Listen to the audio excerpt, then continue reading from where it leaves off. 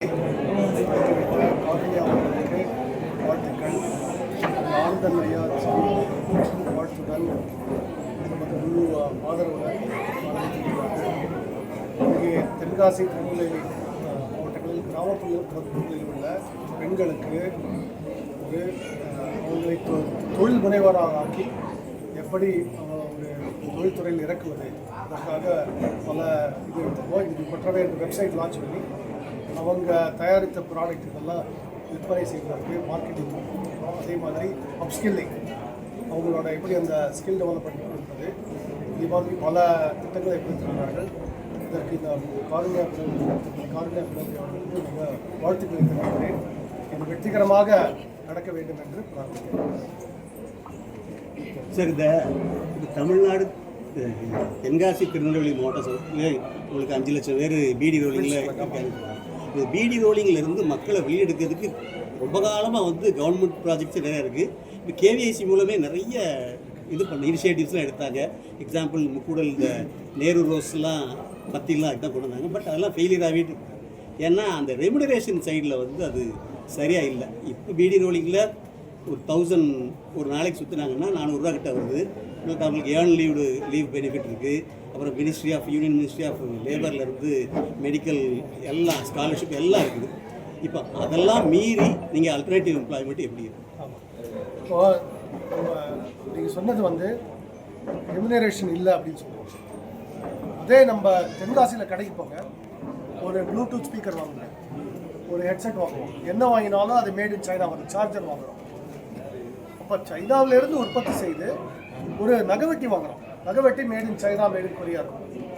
இங்கிருந்தோ ஒரு ஃபேக்ட்ரியில் செஞ்சு அது பல கைகள் மாதிரி தென்காசியில் விற்பனை செய்து லாபம் அடைய முடியுது. அப்போ அதில் அவ்வளோ லாபம் இருக்குது. அதில் வேலை செய்கிற அங்கே இருக்கிற தொழிலாளர்கள் நம்மளை விட நல்ல ஊதியம் கிடைக்குது. இன்றைக்கி சைனாவில் ஒரு ஃபேக்ட்ரியில் வேலை செய்கிறவங்களுக்கு மாதம் 90,000 1 லட்சம் ரூபா. சென்சன் மாவட்டம் நான் அது ஸ்டடி பண்ணியிருக்கேன். ஒரு மாதம் 1 லட்சம் ரூபா சம்பாதிக்கிறாங்க சைனாவில் இருக்கிற தொழிலாளர்கள். நம்ம ஊரில் 10,000 சம்பாதிக்கிறது கஷ்டமாக இருக்குது. அப்போ ஏன் இது நீங்கள் இப்போ கேட்குறீங்க பீடி தொழிலாளர்கள்னு, இந்த மாதிரி தொழில்கள் செய்து தான் அதாவது நம்ம எதை விற்கிறது அப்படின்னு யோசிக்க வேணாம். நம்ம எதெல்லாம் வாங்குகிறோமோ அதை தான் விற்கணும். கடைகள் என்ன வாங்குகிறோம் அதெல்லாம் ஏன் மேட் இன் சைனா இருக்குது, அதை நம்மளால் செய்ய முடியாதா? இதுதான் சுயசார்பு. ஒரு நகவட்டியிலேருந்து, ப்ளூடூத் ஸ்பீக்கர்லேருந்து, இந்த ஃபேன்லேருந்து, இந்த ப்ரொஜெக்டர் பாருங்கள், பல விதமான தொழில்களுக்கு இது செய்ய முடியும். அதுக்கு தான் இப்போ இந்த கருவின்னு ஃபேக்ட்ரிக்கு போட்டிருக்கோம். இந்த மாதிரி பல முயற்சி எடுக்கிறோம். இது எப்படி ஒரு சைனா வெற்றிகரமாக வந்த மாதிரி அதிலிருந்தே நாம் நிறையா கற்றுக்கொடுக்கிறோம்.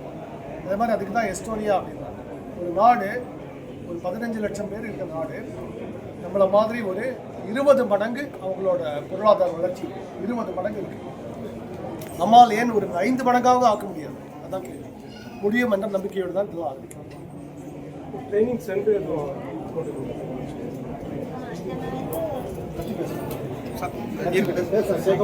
சென்டர் அப்படின்னு இப்போதைக்கு இருக்குல்ல. ஆனால் நம்ம நிறைய கேம்ப்ஸ் மாதிரி வைக்கிறோம். 5 டே கேம்ப், 15 டேஸ் கேம்ப் அது மாதிரி. எக்ஸாம்பிளுக்கு சிதட்டையிலிருந்து கைவினை பொருட்கள் செய்கிறது 3 நாட்களில் கற்றுக்க முடியும். அதுக்கு நம்ம ஒரு பார்ட்னர் ஆன்போர்ட் பண்ணியிருக்கோம். கிரேசி கோகனட்னு சொல்லி இங்கே வீரவநல்லூரில் அவர் ஸ்டார்ட் அப் பண்ணியிருக்காரு. அதே மாதிரி இந்த பனானா ஃபைபர்ஸ் டேட்ஸ் அப்படின்னு ஒரு மக்களோட. ஸோ இந்த மாதிரி இண்டஸ்ட்ரி பார்ட்னர்ஸ் உள்ளே கொண்டு நம்ம ஸ்கில் பண்ணுறோம். ப்ராடக்ட்ஸ் கொற்றவை தாண்டி இனிஷியலி கொற்றவை ரிட்டர்ன் பண்ணுற வரைக்கும் ப்ராடக்ட்ஸை ப்ரொக்யூர் பண்ணுறதுக்கும் அந்த பார்ட்னர்ஸ் ரெடியாக இருக்காங்க. அந்த மாதிரி ட்ரைனிங்ஸ் ஒரு கிராமத்துலேருந்து ஒரு பொருள் தயார் பண்ணுறவங்க அவங்க தேடி போய் ஐடென்டிஃபை பண்ணி அவங்களுக்கு வாய்ப்பு. அதுதான் இப்போ குறிக்கோள். அதாவது இப்போ ஒரு தென்காசி மாவட்டத்தை மையமாக வச்சு ஒரு கிராமமாக தென்காசி மட்டுமே 500 கிராமங்கள் இருக்கு. 205 215 பஞ்சாயத்து.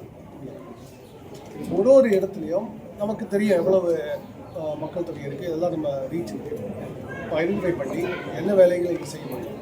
அப்போ ஒரு மையமாக வச்சு அந்த இடத்துல ஒரு ட்ரைனிங் கேம்ப் அந்த மாதிரி செய்து எப்படி கொண்டு வர வேண்டும் அப்படின்னு. அதே மாதிரி இது பல விதத்துலையும் செய்யணும். அதாவது இப்போ திருப்பூர்லேருந்து எப்படி ஃபேக்ட்ரி கொண்டு வரும். ஏன்னா திருப்பூரில் அவங்களுக்கு ஆள் பற்றாக்குறை இருக்குது. நான் அவங்ககிட்ட இதே சொன்னேன். இப்போ உங்களுக்கு நீங்கள் இங்கேருந்து ஆள் கொண்டு வரீங்க, ஏன் எங்கள் ஊருக்கே நீங்கள் ஃபேக்ட்ரி வைங்க, நாங்கள் உங்களுக்கு எல்லா உதவியும் செய்யலாம்.